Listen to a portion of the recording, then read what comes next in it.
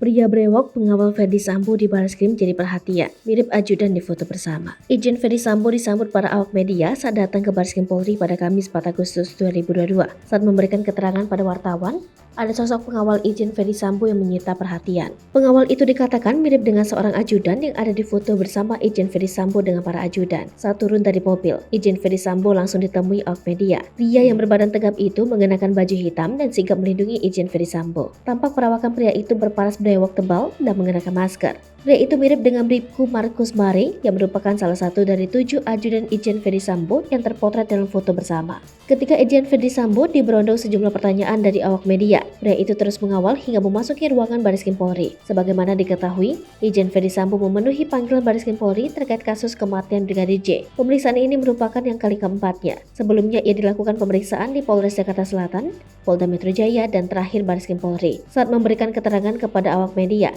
Irjen Ferdy meminta maaf kepada institusi. Hal ini soal insiden baku tembak kedua ajudannya di rumah dinas miliknya. Irjen Ferdy juga menegaskan Brigadir J telah melakukan pelecehan seksual kepada istrinya Putri Chandrawati. Ia meminta kepada publik agar tidak berspekulasi hal yang tak dapat dipertanggungjawabkan. Irjen Ferdy menyampaikan istrinya saat ini masih mengalami trauma.